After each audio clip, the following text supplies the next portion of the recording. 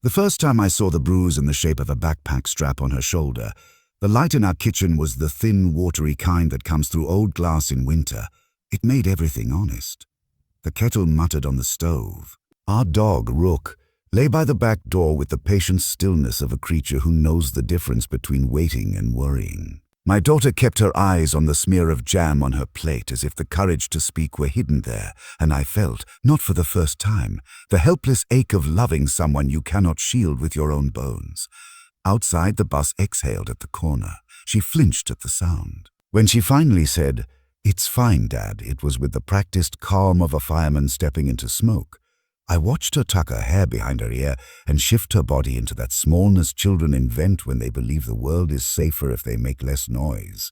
Rook's ears rose. He studied her like we used to study doorways together, back when he wore a badge that hung from his collar instead of a brass tag engraved with our address. He knew. He always knew. And in that tender, ordinary moment, all oatmeal and fog in the nervous click of a lunchbox clasp, the story began. Not with a howl or siren, but with a retired 9 turning his great grizzled head toward a quiet girl and deciding that this new kind of work was his to do. I call the first chapter A Glass Bell Mornings, because that's how our house sounded then. Delicate, fragile, every clink a warning. Each day started with the shy ritual of packing a lunch and pretending last day's silence had cured itself overnight. The chapter holds the first signs that cruelty does not always knock loudly. Sometimes it rubs a shoulder raw. Sometimes it steals a name and replaces it with another, thinner word. My daughter's world is a corridor, school to bus, bus to school, with little rooms inside it where laughter lives and she is not allowed to enter. Rook is the counterweight. He pads after her at home, rests his square head in her lap when she does homework, acts as if he cannot read the air to find the fear, when of course he can.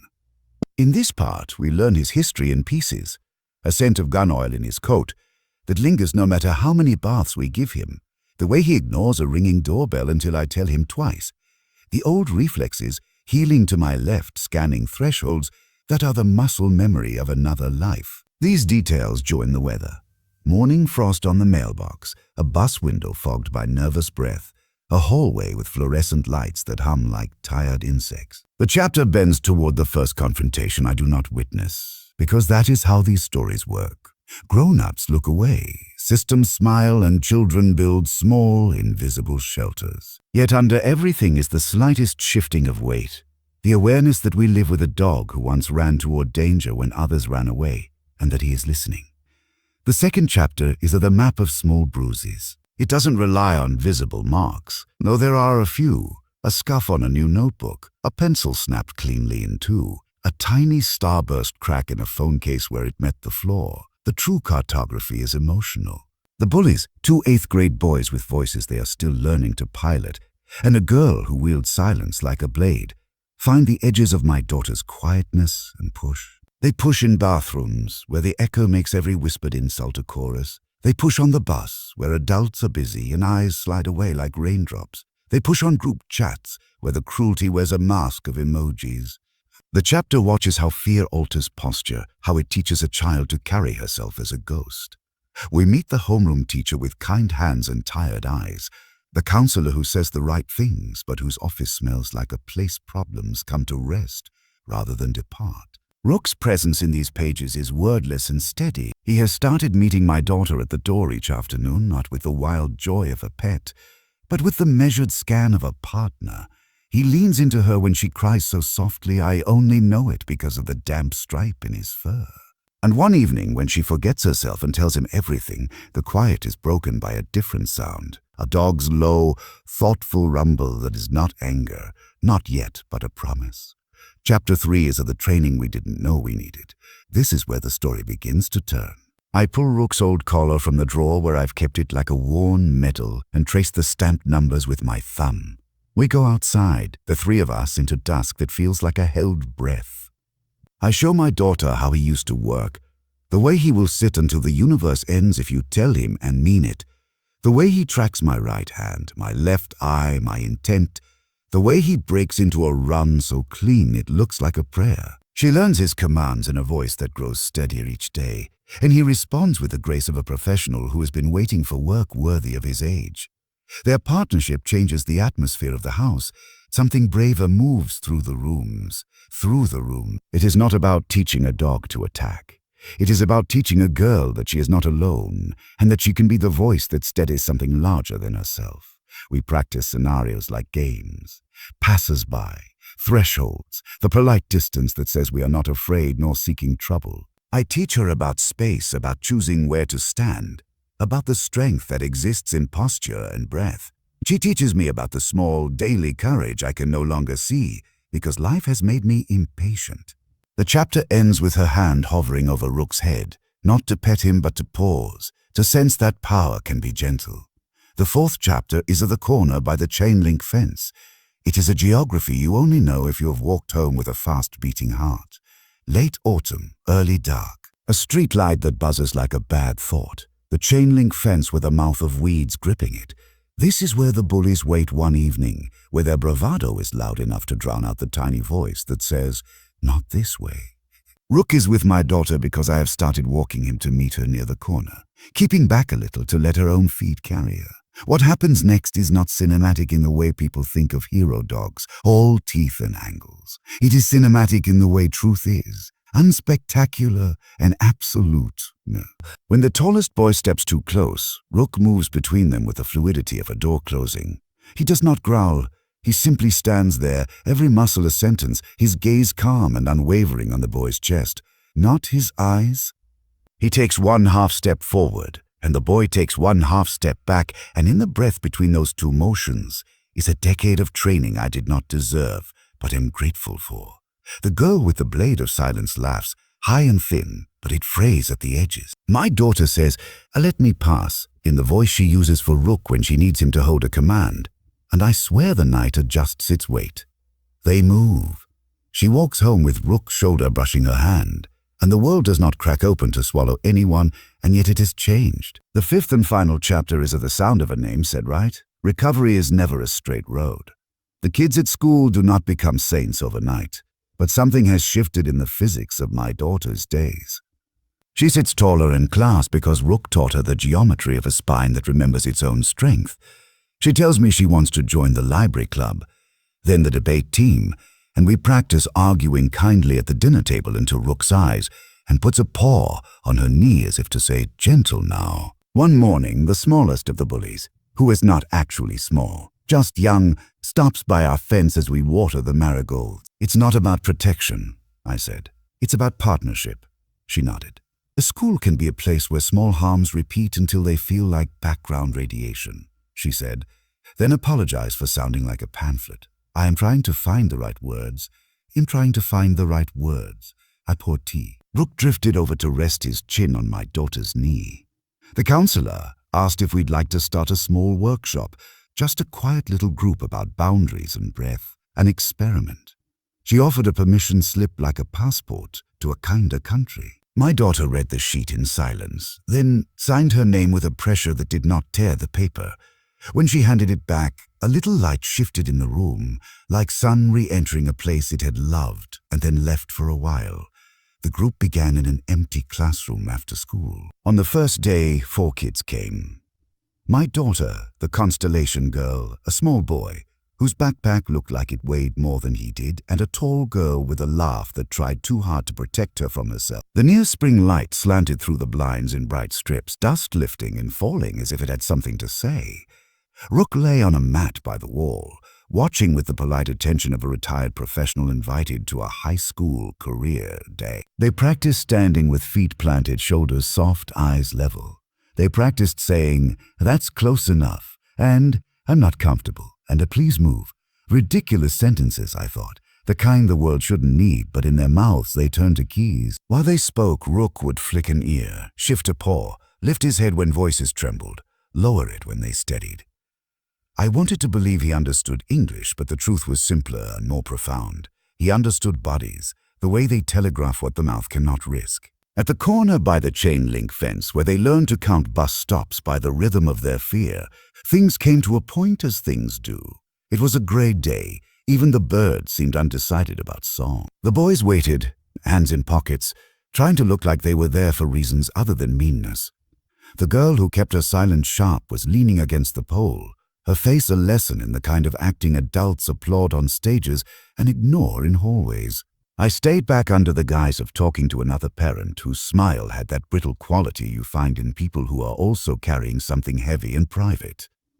Rook sat to my left, his body aligned with the edge of the sidewalk, as if the line were a command. The tall boy moved first, a half step, a test. Rook moved without appearing to a simple recalibration, the sort of adjustment that would look like nothing to anyone who didn't know the math of space. My daughter did not step back. He said her name wrong on purpose, bending it, making it small. She said her name right. It landed between them like a stone that marks where a river will split. Let me pass, she added in the tone she used to tell Rook what mattered. The boy's bravado fluttered. He decided on humor, the weapon of people who confuse laughter for power. What are you gonna do? Your dog? The words stumbled over the word a dog as if Rook was something else, and perhaps to him he was. Perhaps to him this was a man in uniform who had come to observe whether he still belonged to the tribe of order. Rook did not growl. He placed one paw forward, and then, after a heartbeat, placed the other. He stood taller, not by magic but by memory. He looked at the boy's center mass. The police officers are taught to aim for because it is sure. He stood like a door, and like an old tree, and like a statement you will not argue with. The small boy's eyes flicked to Rook's face and then to my daughter's, and something softened. The silenced girl made a sound then, a small involuntary thing that did not belong to armor. The tall boy raised his hands in a pantomime of surrender. "Chill," he said, but his voice lacked the scaffolding it had relied on for months. They moved aside. The streetlight hummed. The chain-link fence clicked a little in the wind as if applauding. There was not, as I said, an explosion of remorse, nor a montage of apologies. There was a shift. In the days that followed, the bus rides were merely boring, which is a kind of miracle. The bathroom mirror returned to reflecting faces rather than insults flung at the glass. Teachers, those who had noticed and those who had pretended not to, began to greet my daughter with the kind of attention that says, "I see you, and I am capable." In the small workshop, 7 kids now lined up to practice how to hold themselves like good sentences, how to end a phrase that had gone on too long. Rook watched them, occasionally lifting his head to accept a hand brave enough to ask for permission to touch. He taught them that some doors you stand in are not barriers, but invitations to pass safely through. The apology came on a Saturday morning when the sky was a single soft bruise and the air smelled like rain so near you could taste its metal. I was in the yard, pulling the first weeds of spring, the kinds that pretend to be flowers if you don't look closely. Rook lay in the damp grass, nostrils flaring at the scent of the earth waking up. The smallest of the bullies stood on the edge of our lawn with his hands empty in the way people arrange their bodies when they're trying to show they have left their weapons elsewhere. He stared at the dirt, then at me, then at Rook. He had the kind of face that would become handsome if someone taught it how to be kind. He started talking and could not stop. The words came like a leak you try to mend with your hand. His mother's night shift, the apartment with thin walls, and a neighbor who smashed bottles and laughed. The fear that rode him like a second person. The rumor he had believed about my daughter because believing it let him belong. When he said her name, he said it right. He said Rook's name right too, with a soft respect I had heard only in the mouths of officers and children. I brought him inside and let him speak on the edge of our kitchen chair, the way you let a bird in the house rest on the windowsill before you open the way back to the sky. My daughter listened. Rook lay between them, his ribcage rising and falling with the rhythm that I swear drew theirs into pattern. She said after he was done, "Thank you," and it wasn't magnanimity, it was simply accurate. "Thank you for telling the truth." He nodded and looked like someone who had remembered their own true name. We never told anyone that Rook had saved a life once by doing nothing more than standing and staring. It had been in a narrow hallway that smelled like dust and old fear. A man with a gun and a heartbeat too fast for the conversation we were having. Rook had looked at him and taken that half step forward, had watched the man's inhale seize and settle, had waited as the barrel lowered as if it weighed more than the arm holding it.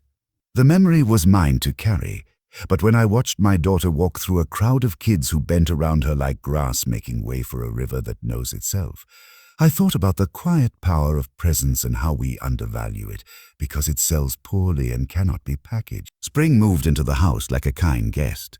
opening windows without asking, pulling curtains aside to let a cleaner kind of light in. We went on longer walks to the park where the pond wore a necklace of herons, to the coffee shop where Rook was permitted a biscuit and pretended not to care so as to keep his dignity. My daughter joined debate. The first time she stood at the little podium, her hands shook so delicately, I wanted to scoop them up like fallen leaves and return them to the branch. She looked at me where I stood in the back, then at Rook, who was not allowed inside the auditorium, and waited at the door like the outline of a promise, and she took a breath that made no sound. She spoke. Her voice was not loud, but it was true, and the room did the only honorable thing and got quiet. Someone won. Someone lost.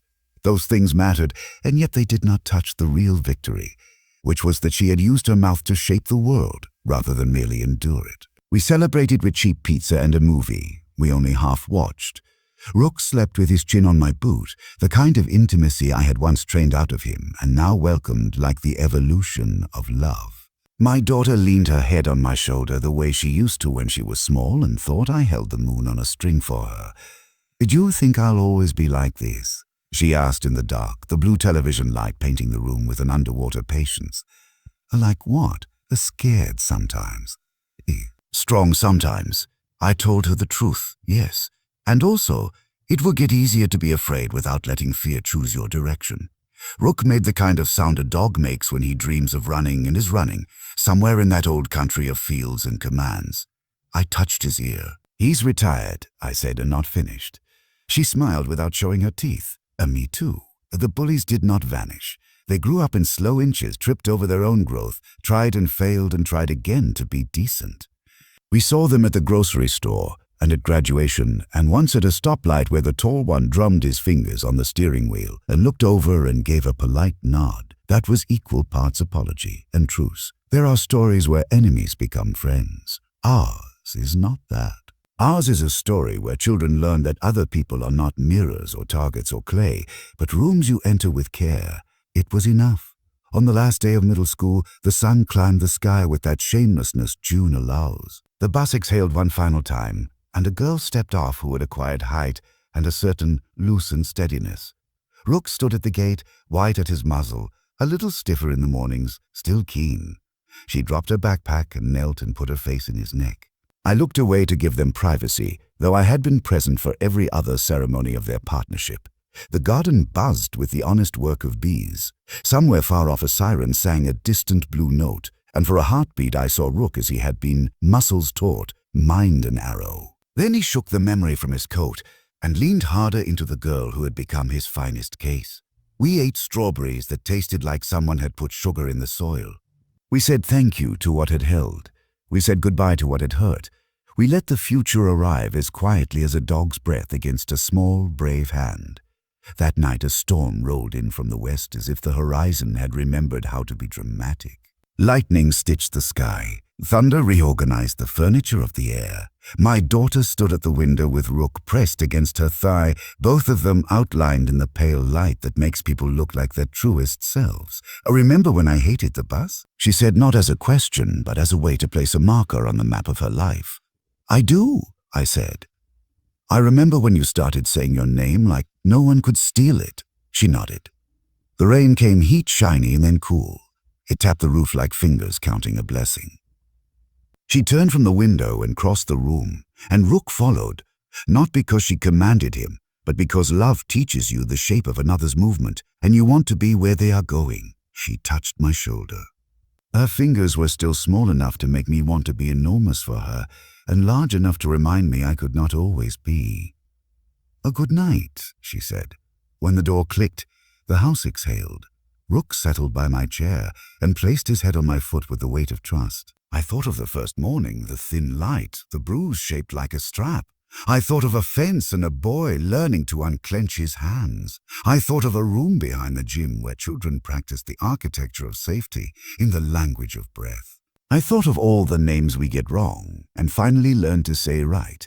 By summer, the yard had become a quiet school. She set up a low hurdle from scrap wood and taught Rook to step and pause, to go forward and then wait, to sit facing away from her and still know her voice when it approached from behind. Neighbors watched over the fence with their mix of nosiness and kindness. Small streets cultivate, cultivate. The Constellation Girl came by with a gift, a small leather bracelet stamped with coordinates. "Where we learn to be louder," she said, and my daughter laughed, surprised by her own tears. Rook sniffed the bracelet solemnly and then sneezed, which I chose to take as approval. The smallest boy sat on our stoop that day too, learning from Rook the art of staying without feeling trapped. He spoke to my daughter about the color he wanted to paint his room, about the way his mother had started sleeping better, about a documentary he'd seen where firefighters ran into a burning building and came back out carrying someone's grandfather like a sack of flour and a blessing. "Bad things happen in this world," he said with the blunt wisdom of 13, "but sometimes you get the right kind of help, the right kind of help." A sentence I've carried like a stone in my pocket ever since. The right kind of help is mostly presence. Presence. It's the pause before you answer. The step you take that says, "I will stand in this doorway with you until you decide to go through." It is a retired nine who does not need to bare his teeth because he has mastered the exact geometry of enough. It is a quiet girl who learns to stack her breaths like bricks and make a house that lodging cannot blow down.